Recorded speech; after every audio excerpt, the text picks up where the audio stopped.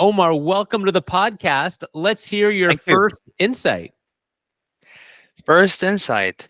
It's a challenge for most of the companies. I mean, sourcing marketeers for a niche business. I'll give you an example, just like Foodix, where we provide services to restaurant owners. Not every marketeer has that experience, the industry experience, right? And for you to be very much effective and efficient in your marketing activities, you need to understand their pain, you maybe to understand their business and operation. And this is what makes you a successful marketer, and this is how you can move the needle in your company. And this is a challenge for every company. So industry expertise for the marketeer is essential and crucial. Yeah, it's a great point because a lot of us go into marketing, we take it in school or we take courses, and then we become marketers. But the companies that we are working at are marketing, let's say, food industry software, or you're marketing, let's say, some kind of other technology or home services or whatever, and you're not an expert in that thing. So, how do you at Foodix go about educating your marketing team into the actual customers' problem and getting inside their head? There are multiple ways how we can do this and how we actually do this. First of all, we have lots and lots of discussions around the industry. Internally, we discuss, we read, we do the desktop research, and we try to learn more about our customers' pains.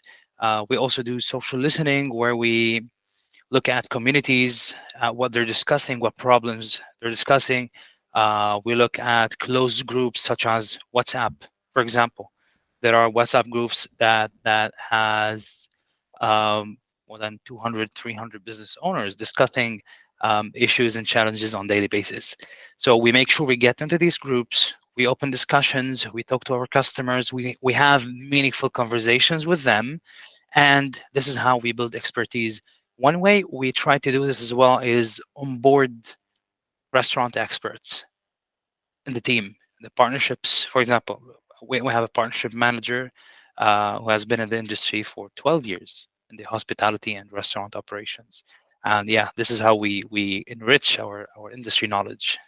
So it's an interesting cat and mouse game because on one hand, you can hire somebody who has expertise and teach them marketing or teach them sales or whatever that trade craft is. Or you can hire someone who's really good at marketing or really good at sales, etc., and teach them the trade, the business itself, in this case, food. Have you found one or the other works better, hiring a marketer and teaching them the craft versus the other way around? Um, well, a smart marketeer is a business guy, supposedly. I mean, marketing is sales or business development with a pinch of creativity, if you want to call it that way. So that person should be able to understand different businesses and different industries. If you hire people from the agency side, they've worked with multiple industries and multiple brands, and this makes them ready to learn new industries, right? This is one way to do it. Another way to do it, you don't have to do neither. You can just bring someone with expertise. The idea is to give access to your team to someone who's willing to discuss or to vet the team 24/7, right? Yeah. And for that person to be on your payroll, maybe, or on a consultancy agreement. And this is one way to do it.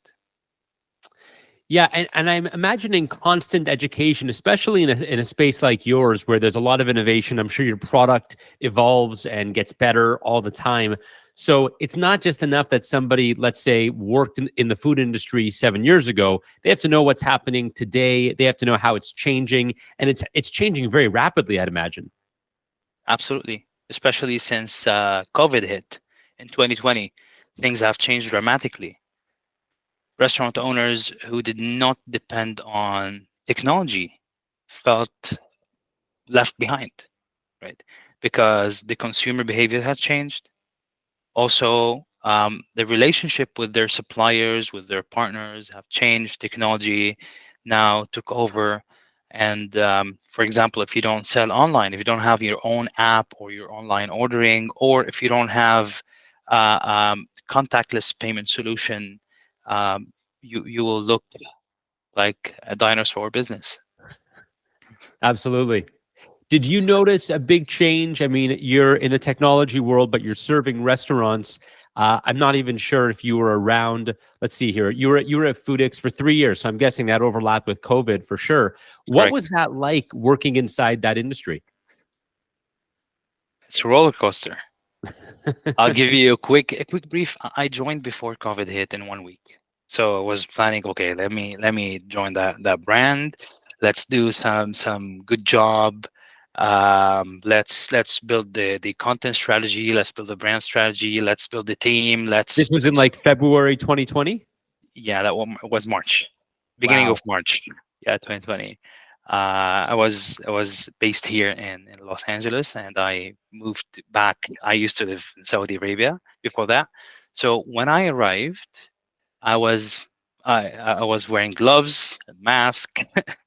So we went in. I met everyone like touchless, and yeah, 1 week later, COVID hit, and we noticed the panic because there were government restrictions on stores, on delivery, on everything, and like it was very severe lockdown. The first thing we did is we did a community gathering, a meetup. It was over Zoom. We had around 1,000 business owners join that call, and we had industry leaders join and share experiences on what they're doing with sales, because the restaurant business is very much um, cash flow dependent. If you don't sell for 14 days, you're on the risk of maybe shutting down your business depending on your financial situation. So yeah, I mean, business owners are always on the hunt for insights, information. They are very much like a community, a very close community, very well connected. They ask each other about their sales, daily sales, their weekly, monthly sales, about new trends, new restaurants opening, especially in Riyadh, Saudi Arabia. It's a very good F&B market, very much innovative, and you would see new concepts opening day over day. So and this is a very dynamic business where you as a business owner need to keep an eye on what's happening to protect your business. What's it like in a vertical software business where you are developing software for one particular type of industry? Mhm. How much of that business is about word of mouth and referrals and reputation versus sort of hand-to-hand combat type marketing where you're just doing traditional marketing? Because if you're selling something that can be used by every business, it's like you have a lot of different ways to target. But I'd imagine that in your business, you really have to depend on your reputation because it's kind of a close like knit community, as you said. Is that true? That's very true. The way you build your positioning is by connecting with the community and position your brand as the expert brand and the brand that really cares about their business. And this is how you build the relationship, and you start getting people recommending your software application. But I have to say that your product needs to be good enough, and your after sales support needs to be good enough as well. Yeah, and I'd imagine customer success plays as much of a role as new business development because maintaining those clients, keeping them there, upselling, cross-selling, and getting referrals is probably a big part of your marketing strategy, in addition to just bringing new leads in the door. Absolutely, because you just named it. It's called customer success. Means they are there to play the role of the consultant to help business owners succeed in their business and mitigate risks, right? So they need to play that role. If they fail to play that role, then you're doomed to failure. Hmm. One more thing I'd love to touch on before we wrap up here. You talked about, in one of our earlier conversations, you talked about growth and thinking about growth in the Middle East and across different markets, which is obviously going to be different and unfamiliar to a lot of our listeners who are in North America and the UK and Europe. How do you think about growth? You're based in Saudi Arabia, in Riyadh. How do you think about growth in the Middle East? I mean, is the market quite the same there? Is every country different? How do you approach that? Well, globalization is turning every market into a lookalike of the other markets, right? Behavior is becoming a little bit the same. Yet, I'll give you an insight on the market in the Middle East, especially in the GCC and Saudi Arabia. It's a growing market. It depends on its own resources.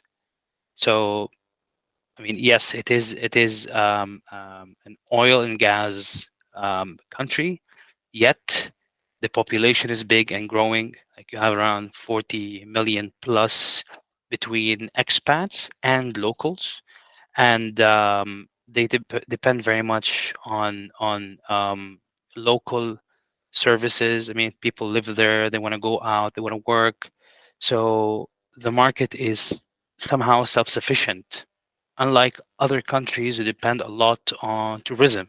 So Saudi, in its 2030 vision, it's going towards diversification between oil and gas, business, manufacturing, petrochemicals, tourism, and other sectors as well. It is growing. Um, People there love innovation. They love to try new things. They're very much of business people. They love to invest. They love to create success stories, and they have the expertise and the global mindset. They want to go out. Like you see businesses um, born and raised in Saudi, but growing into international markets, just like Foodix. We serve businesses in more than 30 countries. So this is how it looks like in the Middle East, and we're very welcoming and hospitable. So welcome everyone. And one more question on that. In terms of, obviously there's a language difference, but aside from the language difference, are there differences in the demographics, behavior, sort of consumer archetype versus what you might find in the US?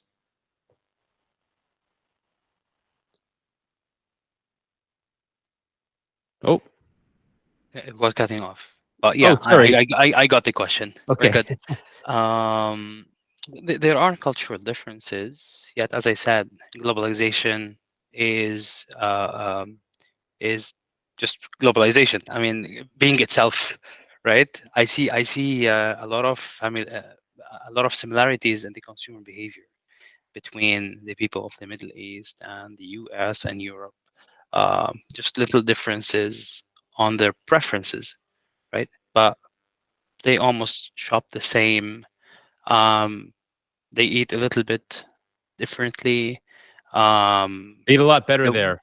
I love well, Middle East food. food, yeah. The Middle East food is really good. I mean, I'm from Lebanon. The food is really good, but in Saudi has done a lot of progress on food. It's so good there. Yeah. So back to your question. I don't see a lot of differences in the consumer behavior, especially in the last 2 3 years.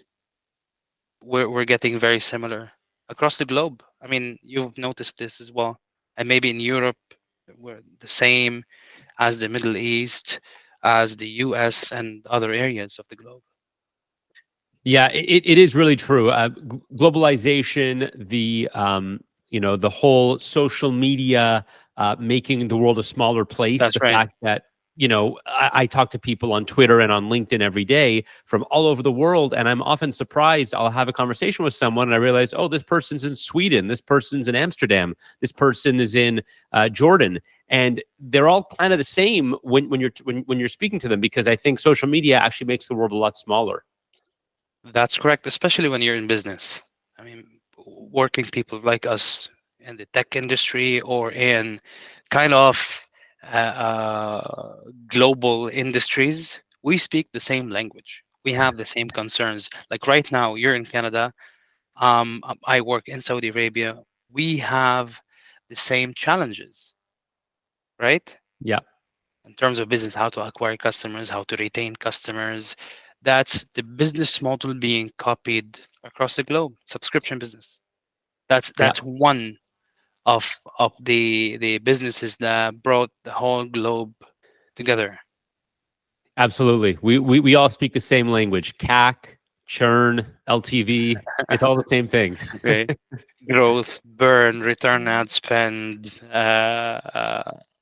retention, dollar churn. Yeah, Yeah, you see these very true. metrics everywhere.